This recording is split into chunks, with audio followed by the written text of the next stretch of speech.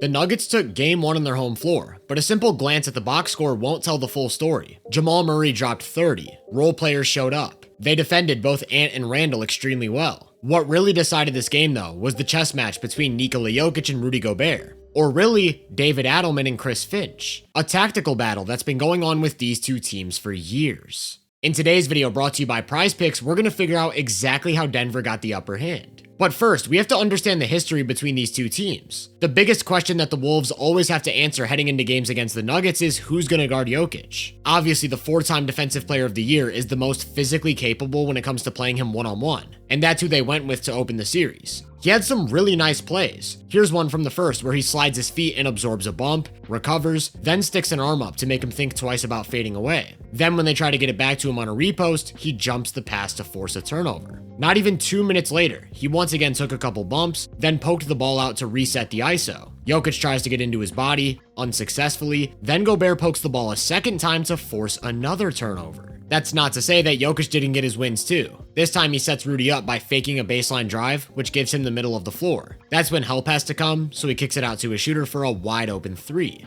By my count though, Jokic attempted to post up against Gobert 4 times, and he got stopped on 3 of them, including this high arcing floater over an outstretched contest that just fell short.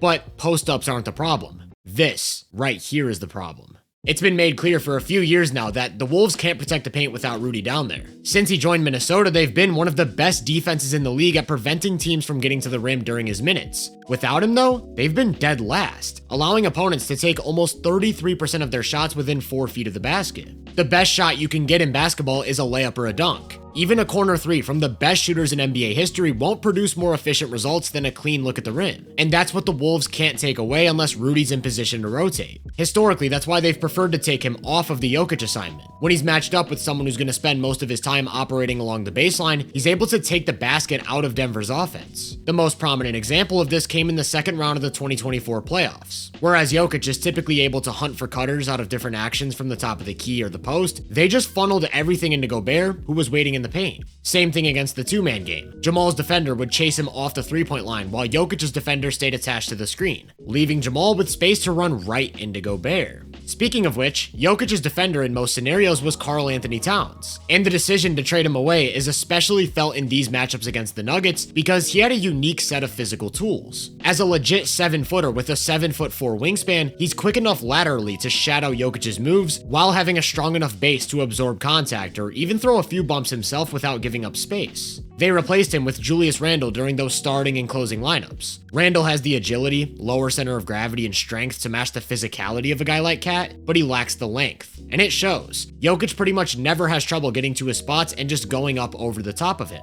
Shots that, like I said, he can't always get to against Rudy. So in game 1, the goal was to match those two up in hopes of slowing Jokic down individually. That very decision turned out to be their downfall. Once Minnesota's position in the chess match started to open up, Denver knew exactly how to attack. This looks like a normal offensive possession. Jamal comes off a high ball screen from Gordon, turns the corner, and works his way to the basket for a tough finish. But what I'm focused on is Jokic on the left wing. Gobert's 25 feet away from the basket when Jamal drives, and you just know he had to put a little something extra on the finish. Here's what the first play of the game looked like. Gordon's got a mismatch, so they clear out for him to post up. With Jokic up top, Rudy's in no position to help, so the guy they're relying on to both rebound and protect the rim is a 6'4" Dante DiVincenzo. Those are the types of situations they consistently found themselves in. Gordon's up top, so Randall's out of there, and Jokic is shooting a contested 3 over Gobert, which allows them to get on the offensive glass before drawing a foul. There's just an inherent advantage that comes with lifting Gobert to the perimeter on every possession, even if it's subtle. Gordon's drive gets defended pretty well here, but it's a drive that wouldn't exist with Rudy on the baseline. This advantage is especially easy to notice on plays where they get into screening action. In early offense, Brown sets a flare screen for Hardaway Jr., and because of Tim's shooting threat, they want to switch. Ant is stuck on the wrong side of the screen though, so Brown's able to slip into an easy layup. And I want you to focus on the pass. There's a lot going on here. His height enables him to see the entire floor and access passing angles over the top of Gobert. His supercomputer level processing enables him to anticipate exactly when and where the window's going to open up. And the cherry on top is pinpoint accuracy, leading him into the layup. This unique skill set as a playmaker forces the Wolves to pick their poison literally every single time the Nuggets set a screen. They don't want to switch, so Dosunmu chases Hardaway over the top. Both Edwards and Reed stay home, so it's another lob right on the money. Then they set up the exact same action 20 seconds later. Watch Jokic's eyes. He's staring at Hardaway and Gordon. Ant sees this and starts to cheat over, only to get caught sleeping against a laser beam to the corner, and now they've got an open three. Like I said, pick your poison. Ant can either trust that McDaniels is going to stay attached over the top of this screen and not let Jamal get free, or he can drop back a couple feet, leaving one of the best three-point shooters in the league on an island. This was their go-to setup throughout the entire game. They'd get the ball to Jokic in the pinch post, then set up split action with one of their best shooters running off a flare screen. Ant decides to duck under, leaving Cam with another warm-up triple. Here's another example. Randall's first instinct is to drop back and play a potential slip. So when Jones sets a huge screen, he's late getting out to Jamal on a switch. That's a shot the Nuggets want 10 out of 10 times. The screen isn't the only pressure point though. They're looking to get to that exact play on this one when Gobert decides to try jumping the entry pass, prompting a quick turn and drive from Jokic, who gets to the paint for 2 points and a foul. And that's the impossibility of trying to guard an offensive hub like Joker. He has to be guarded on the three-point line because of his jumper, but not too closely because he also has to be respected for the threat of his drives. Everyone else on the court has to be aware of cutters and perfect with their execution against screens, or he'll make every passing read imaginable. If you're somehow able to cover all those bases, they'll just bring Murray to the ball with a handoff, creating a whole new layer of impossibility.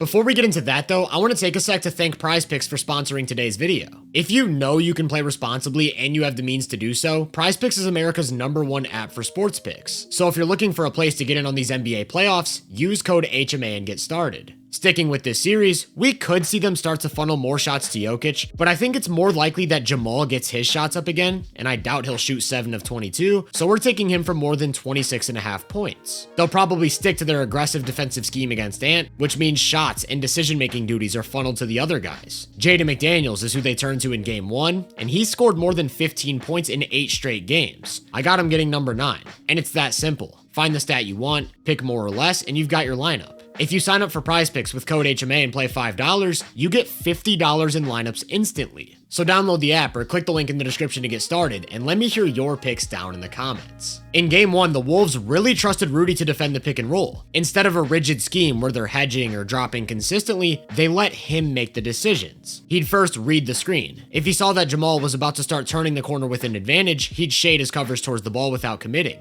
But if he saw that his point of attack defender was going to be able to dodge the screen and cut off the angle himself, he'd stay home on Jokic, not help on the ball at all, and trust his teammates to take care of the rest. The problem is that Jokic sets massive screens while he and Jamal have flawless chemistry, so that meant Murray found himself walking into lots of open space. I actually think the Wolves got extremely lucky with Jamal's performance. He applied pressure in all the right spots, got to the line a ton, but his shot making lagged way behind what we can typically expect. On the season, he made 42% of his pull-up threes, 46% of his catch-and-shoot threes, and 48% when left wide open. Just a flat-out world-class shooter. In Game 1, he shot 0 of 8 from 3. Couldn't buy one. And a lot of these were very good looks that came within the flow of the offense or while playing off of Jokic in that two-man game. Just because he went cold doesn't mean the Wolves can continue to give him that space. And they knew that. There were plenty of plays where Rudy had to commit to the ball, which is when Jokic freed up on the perimeter. One thing you might have noticed about this game is that Jokic basically didn't roll after screening a single time. He was popping, intentionally, knowing that if Gobert dropped back, he'd be left with all the space in the world. Like Murray, he went cold, 2 of 7 from 3. And similarly, I think the Wolves got lucky. Over the last 6 seasons, Jokic has attempted almost 600 wide open threes. He's made about 44% of them. He'll make you pay.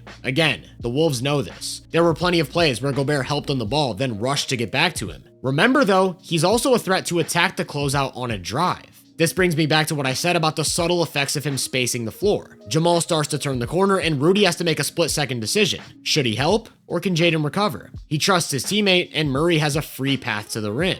In the fourth, they really mixed it up. I wouldn't be surprised if this is a coverage they go to more in Game 2. Gobert stays home, ignoring the ball, while the closest help defender parks at the nail to prevent a drive. I'm really not sure if letting them get open catch-and-shoot threes is the move though. They also mixed in some switching, but not a regular switch at the level of the screen. Remember, Rudy's making these reads in real time. If he drops back and Jaden's nowhere close to recovering, they'll turn that drop into a switch, with Jaden peeling off to Jokic on that pop. While this eliminates some of the imminent scoring threat, it raises an entirely new set of issues, like the fact that letting Jokic get a mismatch means he's going to immediately establish low post position, where Gobert's not always going to get there in time. Even when he does though, that doesn't solve the core issue. Doubling Jokic in the post just means letting someone else catch the ball against a rotating defense, and Denver's role guys are more than capable of taking advantage of those situations. I'll keep using the phrase pick your poison. It really feels like there aren't many options, and solving the two-man game is only half the problem. This time, Minnesota defends it to near perfection, forcing them to burn half the clock without creating anything. But as soon as Jokic gets the ball up top and Jaden top blocks, that's Jamal's cue to cut back door where he draws a foul.